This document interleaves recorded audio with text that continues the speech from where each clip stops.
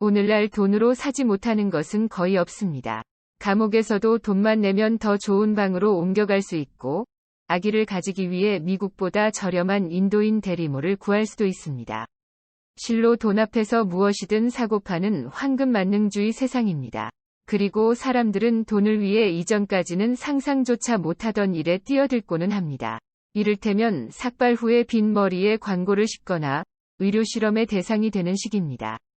지난 30년간 시장과 시장의 가치가 급속하게 인간의 삶을 파고들었습니다. 냉전의 종식은 마치 자유시장 경제의 승리로 보였고, 실제로도 시장의 힘이 더욱 막강해졌습니다. 마침내 오늘날 거래의 원리는 물건을 사고 파는 것에서부터 인생 전체를 좌우하는 수준에까지 이르렀습니다. 하지만 이러한 삶의 방식이 과연 바람직한지는 의문입니다. 물론 2008년이 금융위기는 시장에 대한 신뢰에 큰 타격을 주었습니다. 더욱이 시장 경제 자체가 윤리적 토대를 갖추지 못한 것처럼 보이기까지 하였습니다.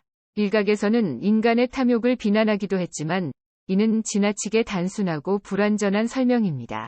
진짜 문제는 시장의 가치가 과도하게 퍼져버렸다는 점에 있습니다. 교육, 의료, 사법, 환경과 같이 한때 공익의 영역에 있었던 문제에까지 시장의 힘이 영향력을 미치고 있는 것입니다. 오늘날의 미국 사회는 시장 경제 사회를 넘어 황금만능주의 사회에 가까워 보입니다. 만약 시장의 가치가 퍼져나간 결과가 그저 부자들이 고급 자동차를 사거나 호화스러운 휴가를 보내는 수준에 그친다면 그다지 큰 문제가 아닐지도 모릅니다. 하지만 현재 부유층들은 더욱 안전한 삶을 누리고 있으며 더 많은 정치적 영향력을 가짐은 물론 우수한 의료시설을 쉽게 이용하고 있습니다. 금전주의로 인한 부패 또한 만연해 있는 실정입니다. 그러나 아무리 시장 경제를 택한 사회라 할지라도 모두를 거래의 대상으로 삼아서는 곤란합니다.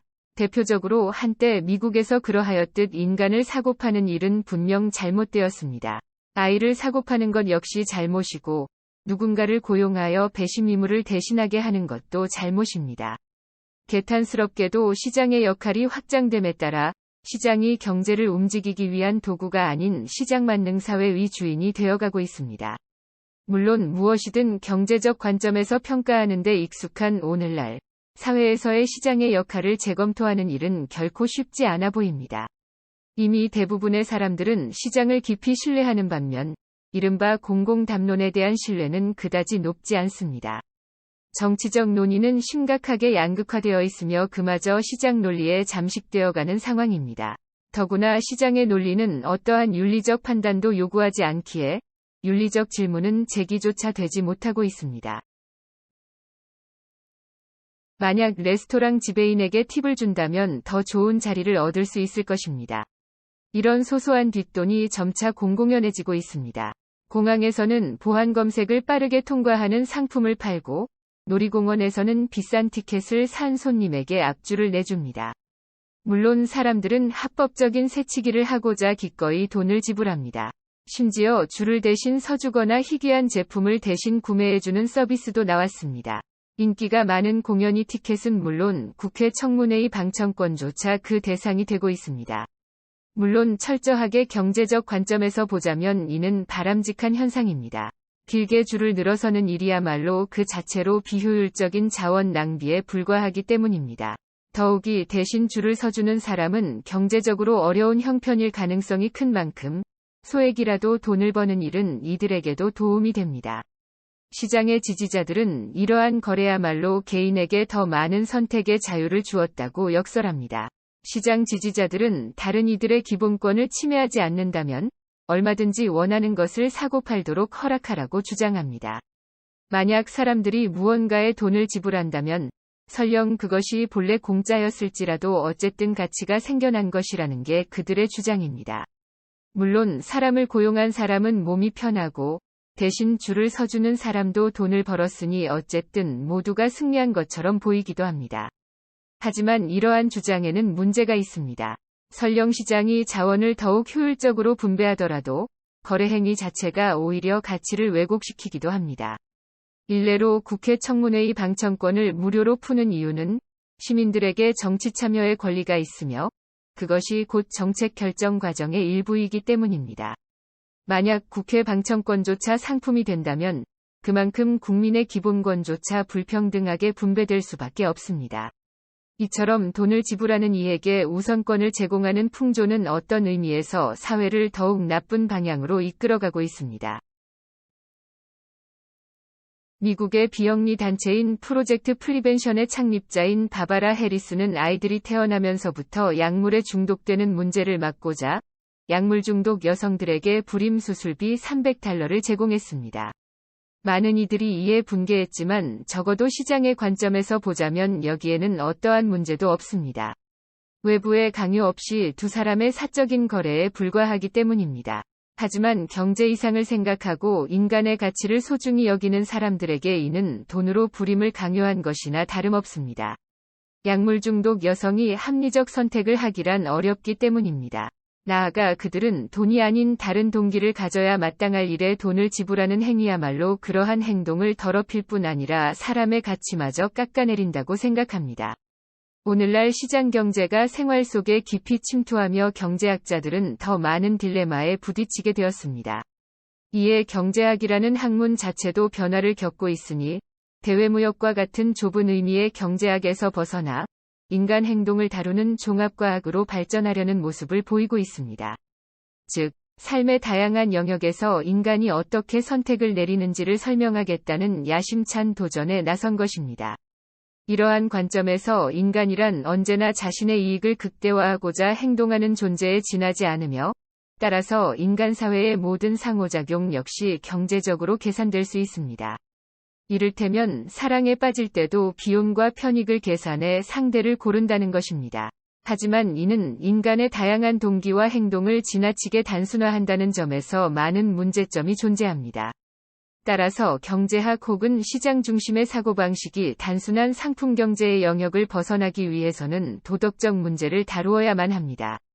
그러지 않는다면 인간에게 중요한 도덕적 가치를 고려조차 하지 않는 채 물질적 측면에서의 사회적 효용에만 집착하는 오류를 범하게 될 것입니다.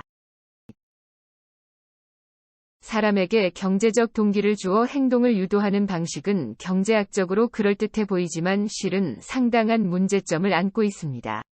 의료보험에서 교육까지 많은 이들이 경제적 유인을 통해 타인을 움직일 수 있다고 믿습니다. 이는 때로는 학생들에게 책값을 주는 교육사업처럼 직접적이기도 하고, 보험사가 살을 빼거나 담배를 끊는 고객에게 보험료를 깎아주는 것처럼 간접적으로 나타나기도 합니다. 물론 경제학적 관점에서 이는 어떠한 문제도 없습니다.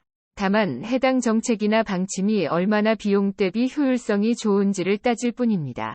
그러나 좌우를 막론하고 이에 반대하는 목소리도 절대 적지 않습니다.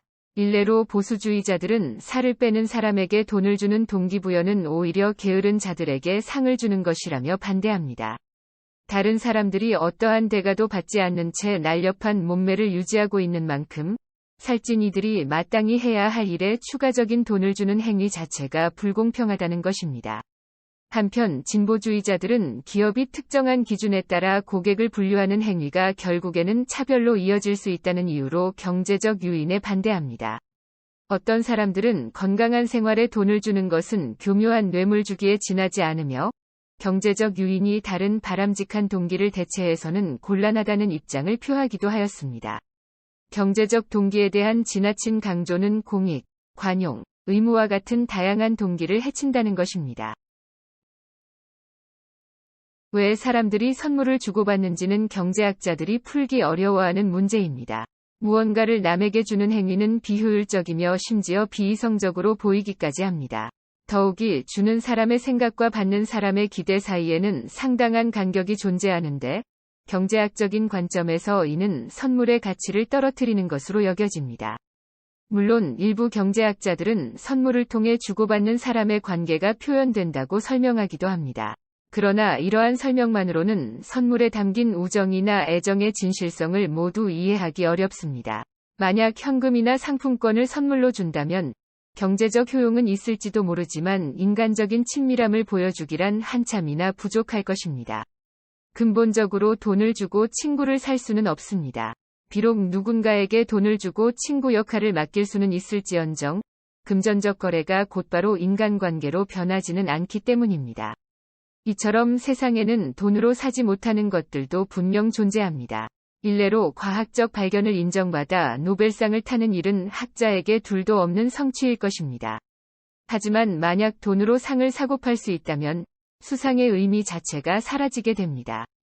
스포츠 경기에서 최고의 선수가 되거나 학술상을 받거나 대학 졸업장을 받는 일까지 각종 명예 역시 크게 다르지 않습니다.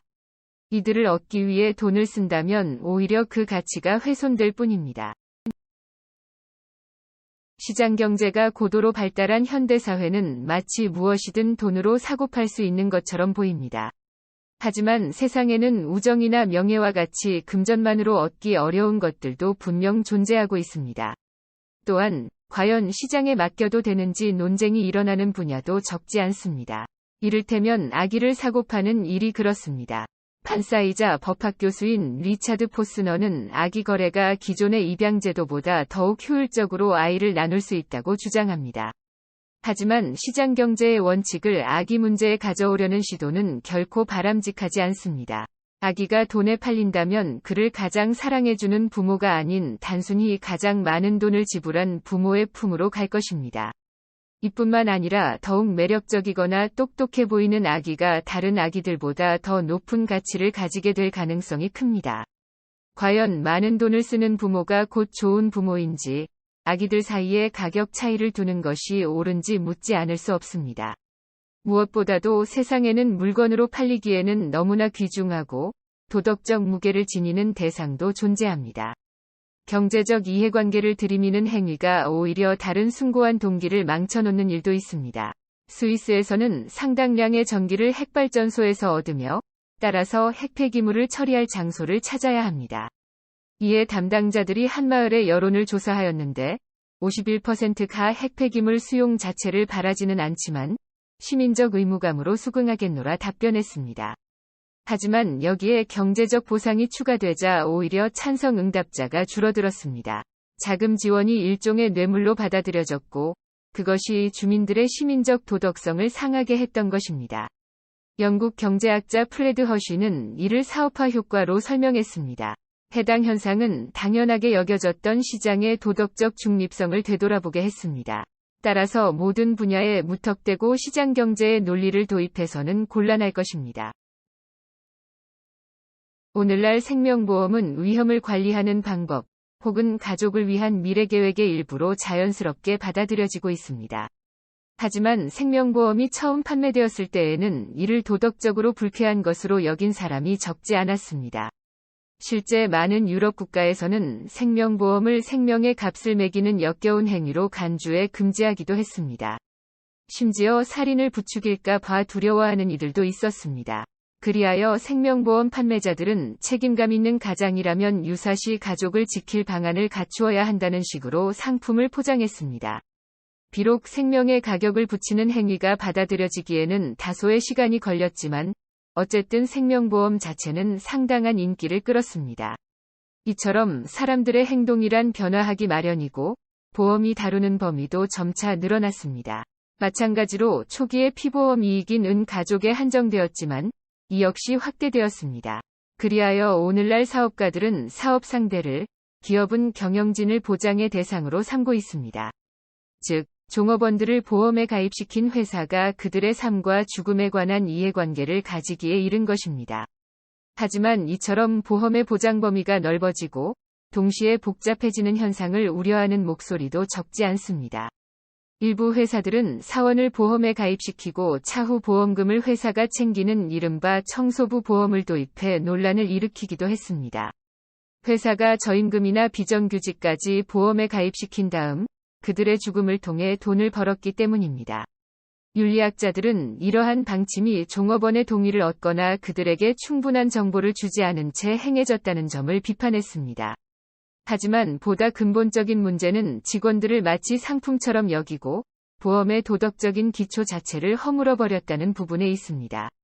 심지어 회사가 보험금을 챙겨가는 동안 유족들은 보상금조차 받기 어려운 실정입니다.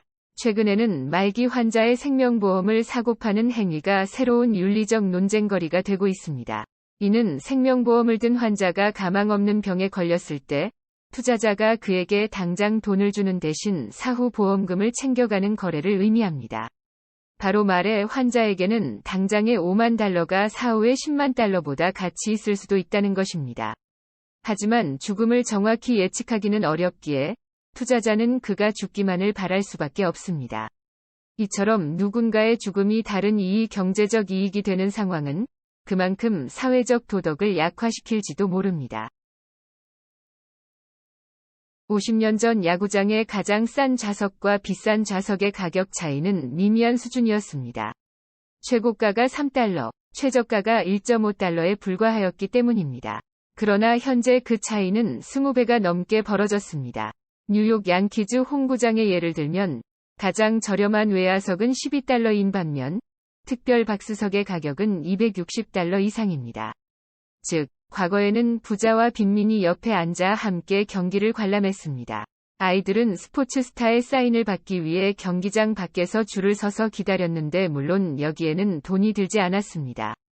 하지만 현재의 수집가들은 사인을 받거나 기타 수집품을 모으기 위해 사람들을 고용하고 또한 스포츠 스타들 역시 돈을 받고서야 사인을 해주게 되었습니다.